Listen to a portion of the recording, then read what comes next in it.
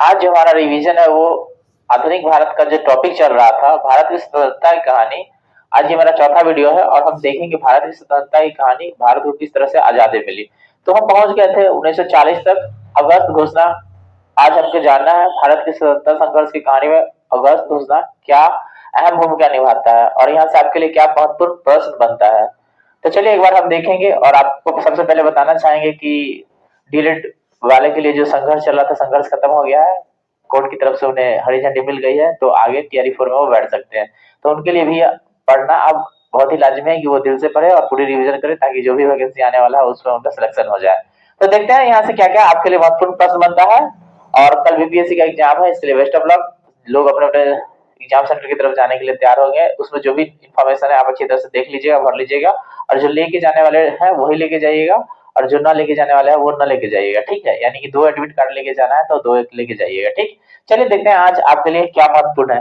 तो आपको बताना चाहेंगे 1940 में लॉर्ड लिलिथगो ने अगस्त घोषणा किया। तो यहाँ से पूछेगा अगस्त घोषणा कब आया था, तो 1940 में। तो किसके द्वारा किया गया था? लॉर्ड लिलिथगो के द्वारा। मुसलमानों को आश्वासन दिया गया कि ब्रिटेन और भारत के बीच न किसी भी समझौते की स्थिति में न अल्पसंख्यकों की सुरक्षा का न पूर्ण ध्यान रखा जाएगा। तो यही से चालू हो जाता है भारत को न बांटने की प्रक्रिया, ठीक है।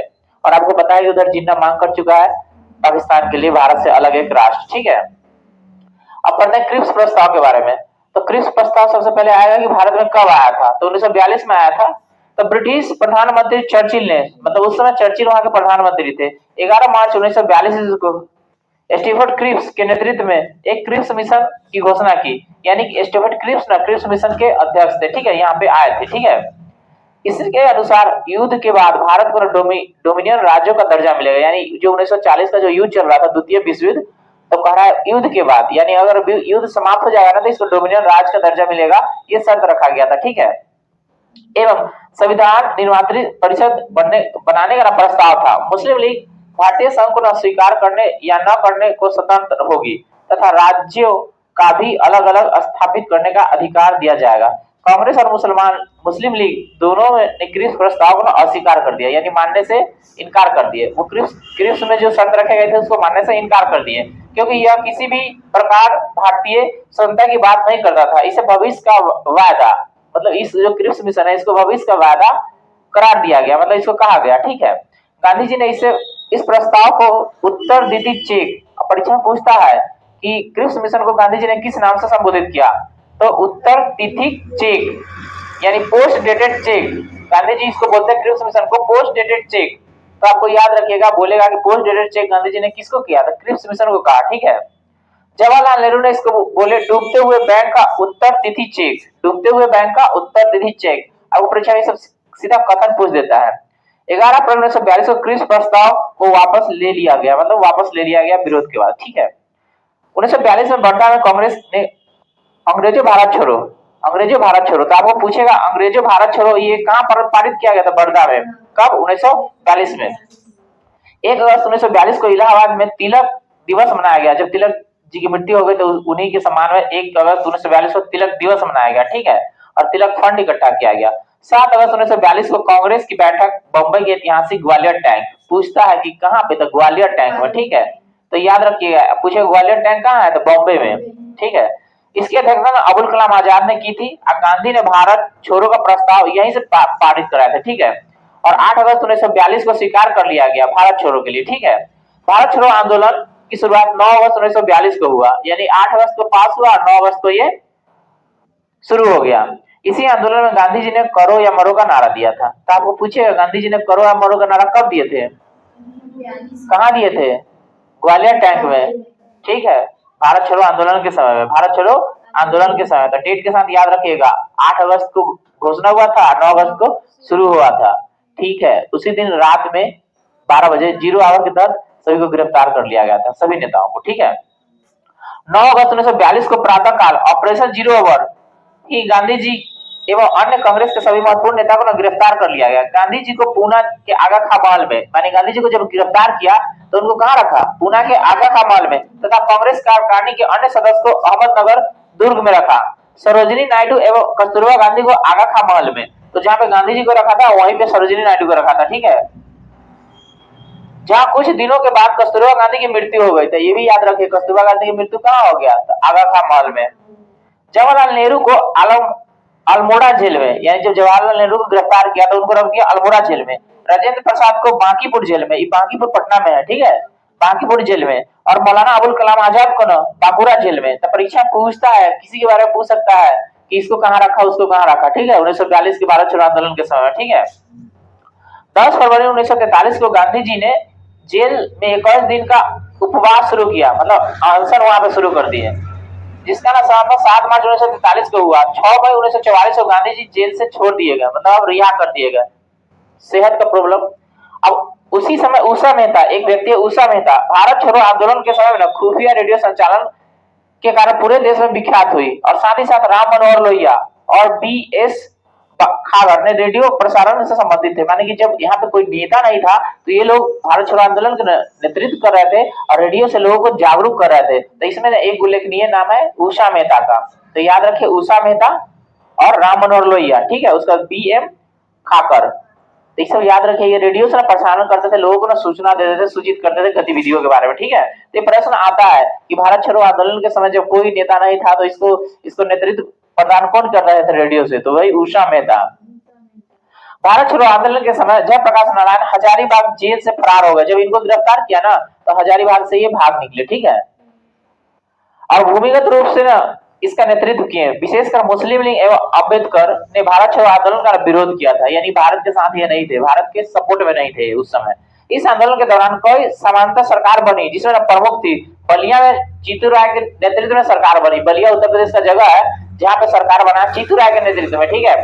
उसके बाद तामलुक की जनजातीय सरकार और सतारा की वाईजी चौहान का सरकार, मतलब जब यहाँ पे 1942 का भारत छोड़ो आंदोलन चल रहा था तो अंग्रेजों का ना ये लोग यहाँ से साफ कर दिया, पत्ता साफ कर दिया और अपना अपना सरकार स्थापित कर दिया, ठीक है। तो सबसे पूछा जाता है कि बलिया में किसका था? चीतू पांडे का, ठीक है।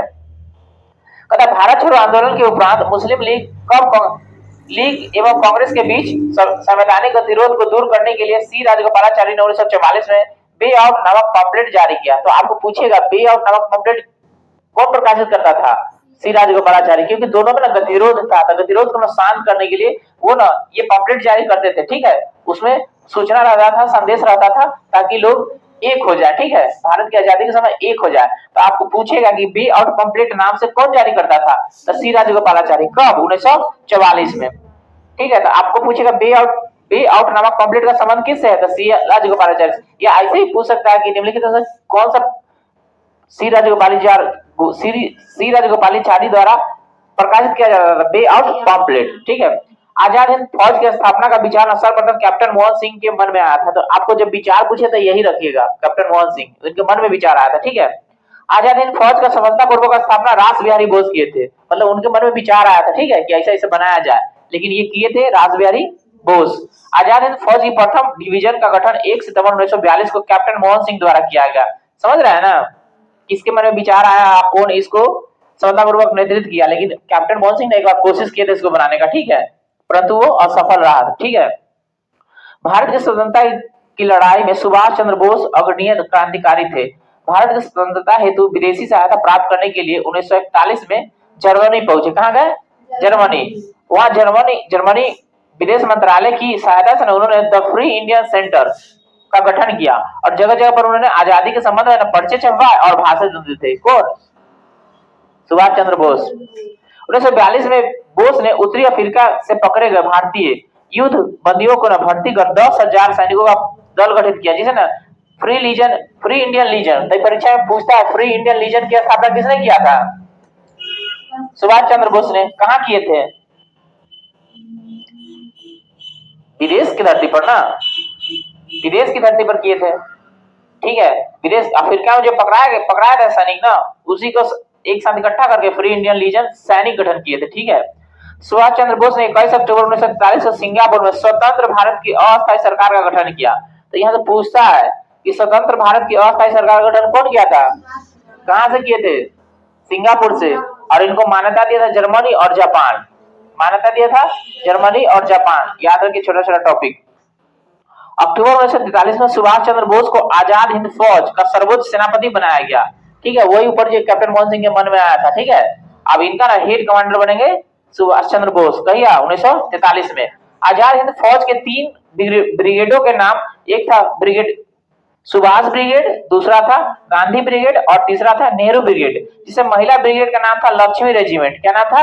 Lakshmi Bai regiment, Lakshmi Bai regiment. आजाद हिंद फौज का झंडा ना कांग्रेस के तिरंगे की झंडा था, जिसके बीच में ना एक दहाड़ता हुआ शेर का प्रतीक था। तो ये किसका? सुभाष चंद्र बोस का झंडा हुआ। ठीक है, आजाद हिंद फौज का, आजाद हिंद फौज का। ठीक है, 8 नवंबर 1943 को जापान के अंडमान और निकोबार द्वीप सुभाष चंद्र बोस को सौंप दिए गए। मतलब जो वो जीत लिए अंडमान निकोबार को ना अंग्रेज से छीन लिए, और छीनते हुए सुभाष चंद्र बोस को सौंप दिए, क्योंकि ना जापान के साथ आ रहे थे, जापान की सेना उनके साथ आ रही थी। ठीक है, नेताजी ने इसका नाम क्रमशः शहीद द्वीप और स्वराज द्वीप रखा। 22 सितंबर 1944 को सुभाष चंद्र बोस ने शहीद दिवस मनाया जाता है, मतलब उनके सम्मान में। ठीक है, 22 सितंबर 1944 को सुभाष चंद्र बोस ने शहीद दिवस मनाया। टोक्यो जाते हुए फॉर्मोसा द्वीप के पास न अचानक हवाई जहाज में आग लग जाने से सुभाष चंद्र बोस को 8 अगस्त 1945 को मारे जाने का ऐसा, परंतु यह दुर्घटना अभी तक ना प्रमाणित नहीं हुआ है। मतलब ऐसा कहा जाता है कि जब वहां से फॉर्मोसा द्वीप जा रहे थे ना, तो अचानक दुर्घटना हुआ जिसके कारण उनकी मृत्यु हो गई, लेकिन ये अभी तक साबित नहीं हुआ है। सुभाष चंद्र बोस का जन्म हुआ था 23 जनवरी 1897 को कटक, जो वर्तमान में उड़ीसा में है, और उस समय बंगाल प्रेसिडेंसी में था। ठीक है, तो पूछेगा तो ध्यान में रखिएगा। आजाद हिंद फौज के गिरफ्तार अधिकारी इसमें पी के सहगल, कर्नल गुरुलाल ढिल्लर एवं मेजर शाहनवाज खां पर राजद्रोह का आरोप लगाकर दिल्ली के लाल किले भवन में 1945 में मुकदमा चलाया गया।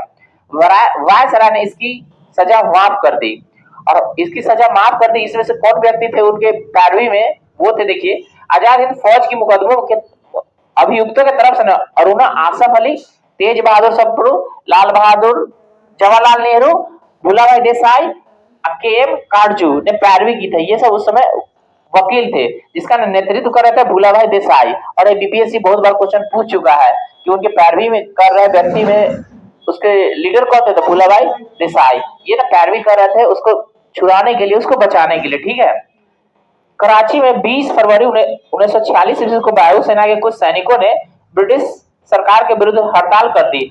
बम्बई, लाहौर, मद्रास, दिल्ली, फिर सुनिए, बम्बई, लाहौर, दिल्ली में यह शीघ्र ही फैल गई। इसमें लगभग 5200 सैनिक ने भाग लिया था। इसकी प्रमुख मांग थी कि भारतीय और अंग्रेजों सैनिकों के बराबरी का व्यवहार किया जाए। तो पीछे आप एक बार पढ़े कि व्यवहार के लिए 63 दिन के उपवास रख के जतिन दास अपना जीवन त्याग दिए थे। तो यहाँ पे ना सेना में व्यवहार नहीं हुआ था अच्छा, इसलिए ना यहाँ पे वो हड़ताल कर दिए। ठीक है, और ये फैल गया बम्बई में, लाहौर में और दिल्ली में, मतलब यहाँ के सैनिक में। ठीक है, मतलब हड़ताल कर दिया। हड़ताल चालू कहाँ हुआ था? कराची से। कहिए 20 फरवरी 1940 में वहां के वायुसेना के जो सैनिक थे ना वो। ठीक है, अब आगे देखते हैं आपको शाही नौसेना का विद्रोह। अब शाही नौसेना क्या होता है? मतलब इसी में ना अंग्रेजों से आता और जाता था, और उसकी रक्षा करते थे शाही सेना के जो सैनिक थे से। तो रॉयल इंडियन नेवी के विद्रोह की शुरुआत 18 फरवरी को हुई, जब बंबई में HMIS तलवार के 1100 सैनिकों ने नस्लवादी भेदभाव और खराब भोजन के प्रतिवादन में हड़ताल कर दिया। 19 फरवरी को कराची में हिंदुस्तान नामक जहाज के नाविकों ने भी हड़ताल कर दिया। जहाज के नाम है हिंदुस्तान नामक जहाज। ठीक है, कराची में दमन पूर्वक आत्मसमर्पण कराया गया, जिसमें 6 नाविक मारे गए।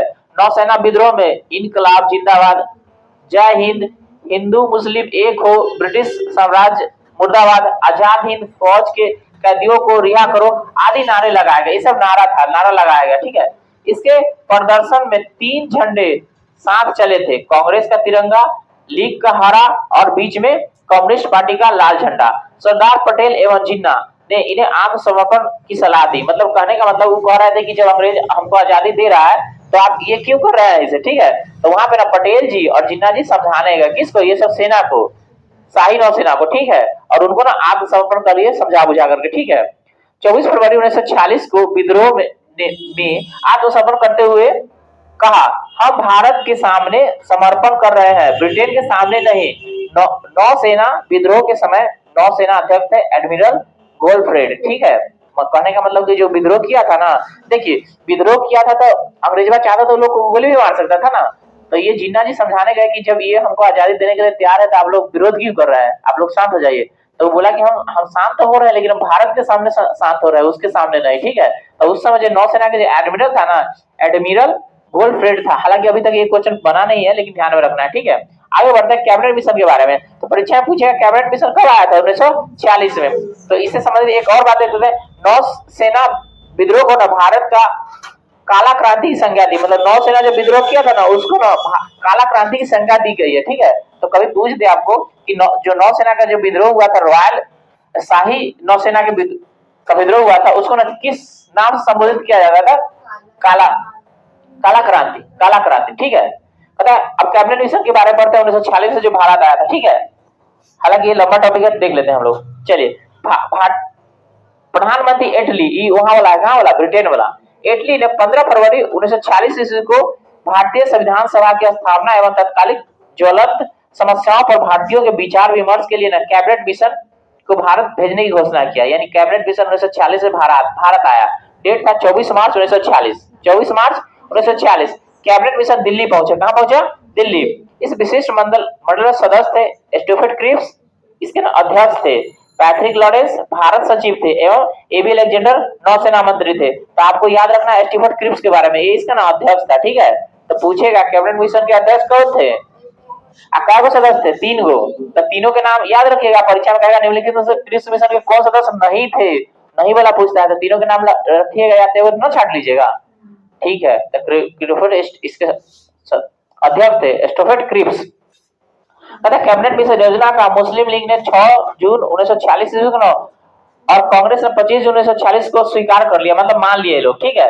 कैबिनेट मिशन योजना को स्वीकार किए जाने से के पश्चात संविधान सभा के निर्माण के लिए हुए चुनाव हुए 1946 में, ठीक है, जुलाई 1946 में। कांग्रेस ने 214 सामान्य स्थानों में से 205 स्थान प्राप्त किए और मुस्लिम लीग 78 में से 73 स्थान प्राप्त किए। कांग्रेस को 4 सिख सदस्य का भी समर्थन प्राप्त हुआ। मुस्लिम लीग 16 अगस्त 1946 को सीधी या प्रत्यक्ष, ये पूछता है कि प्रत्यक्ष कार्रवाई दिवस यानी डायरेक्ट एक्शन डे कब मनाया, तो 16 अगस्त 1946 को। तो ये नोट कर लीजिए, पूछेगा मुस्लिम लीग ने डायरेक्ट एक्शन डे कब मनाया, तो 16 अगस्त 1946 को, ठीक है।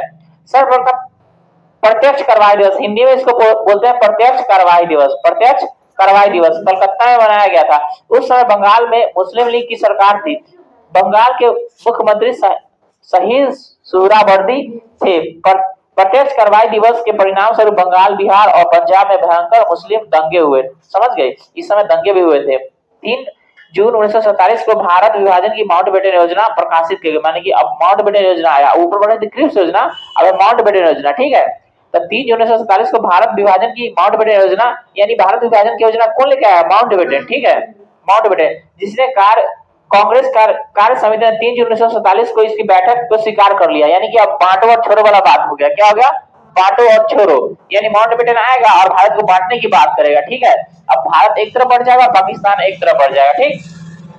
पता है 14 जून 1947 ईस्वी को कांग्रेस महासमिति की बैठक में गोविंद बल्लभ पंत ने देश की विभाजन की माउंटबेटन योजना को स्वीकार करने का प्रस्ताव पेश किया। इस प्रस्ताव का समर्थन अबुल कलाम आजाद ने किया, जो बंटवारे के विरोध करते थे। मैंने पहले कहते थे कि नहीं बांटना है, लेकिन अब बांटने के लिए कह रहा है, क्यों, क्योंकि उनके पास अब कोई रास्ता नहीं था, जिन्ना भी यही चाहता था, ठीक है। अब सब जगह दंगा हो रहा था, देख रहे हैं ना, तब इसके पास कोई ऑप्शन नहीं है। अब गांधी जी चल गए वहां नोआखली में, कहा दंगा हो रहा था वहां पे, ठीक है। अब देखिए, आजाद ने कहा कांग्रेस कार्य समिति का फैसला सही फैसला नहीं है, लेकिन कांग्रेस के सामने ना कोई और रास्ता नहीं है। ये आजाद कौन है, जान रहे हैं, मतलब ये कह रहे हैं वही आजाद, अभी जो है अबुल कलाम आजाद, ये अबुल कलाम आजाद है, ये कह रहा है, ठीक है, कि कांग्रेस ये सही फैसला नहीं है, लेकिन उसके पास और कोई ऑप्शन ही नहीं है, ये भारत को बांटने का सही फैसला नहीं है। पहले विरोध कर रहे थे, लेकिन अभी देख रहे हैं कि हमारे पास कोई ऑप्शन ही नहीं है, तो इसमें बांटना ही पड़ेगा ना, क्योंकि भारत को आजादी चाहिए। तो कहता है कांग्रेस का कार्य समिति का फैसला यह सही फैसला नहीं है, लेकिन कांग्रेस के सामने ना कोई और रास्ता नहीं है। ये कौन बोला था, आजाद, कौन सा आजाद, तो बता दिया, अबुल कलाम आजाद। परीक्षा पूछेगा कोटेशन तो सीधा याद रखिएगा। कहता गांधी, नेहरू और पटेल के समर्थन के बावजूद कांग्रेस कार्यकारी समिति का देश विभाजन का प्रस्ताव अखिल भारतीय कांग्रेस समिति ने सर्वसम्मति से पास न हो सका, माने पास नहीं हो सका, तीनों कहे पास करने के लिए, लेकिन फिर भी नहीं हो सका, ठीक है। 161 सदस्य ने इसके खिलाफ वोट दिया तथा वे तटस्थ रहे, माने कि देखो इधर नेहरू जी कर रहे हैं, पटेल जी कर रहे हैं, फिर भी ये पास नहीं हुआ, क्योंकि वहां पे और लोग थे जो विरोध कर रहे थे, कोई बांटना ही नहीं चाह रहा था, लेकिन कोई ऑप्शन भी नहीं था। ठीक है, प्रस्ताव का विरोध करने वालों में सिंधी कांग्रेस नेता चौथराम मिडवानी, पंजाब कांग्रेस के अध्यक्ष डॉक्टर किचलू, पुरुषोत्तम दास टंडन, मौलाना हफीजुर रहमान आदि थे। मुस्लिम लीग की काउंसिल की बैठक माउंटबेटन योजना पर विचार करने के लिए 10 जून 1947 को दिल्ली में बुलाई गई। लीग ने भारी बहुमत से इस योजना को स्वीकार कर लिया। देखो लीग भी स्वीकार कर लिया कि हाँ बांध दो, ठीक है। लीग की बैठक में उपस्थित 400 सदस्य में से सिर्फ 2 सदस्य ऐसे थे जो विरोध किए, मतलब कि वो इसको ना इनकार कर दिए कि नहीं बांटना नहीं है, लेकिन 400 में से देख लो 390 तो किया ना भाई। तो देख लो इतना लोग कह रहा है कि बांट दो, तो जब बांटने वाला की संख्या ज्यादा है तो वहां पे न बांटने वाले की संख्या कम है तो वो क्या कर सकता है। तो इस तरह से भारत और पाकिस्तान ना अलग हो गया, यानी भारत 15 अगस्त को आजाद हुआ और पाकिस्तान 14 अगस्त को, ठीक है, रात में ही आजाद हो गया। ठीक है, वो लोग 14 अगस्त को अपना स्वतंत्रता दिवस मनाता है और भारत 15 अगस्त को। इसके बाद हम लोग एक वीडियो में देखेंगे गांधी जी के बारे में, जहां से क्वेश्चन बनता है। ठीक है, इसमें इतना ही तक रिवीजन था, अगला वीडियो में हम अगला कवर करेंगे। ठीक।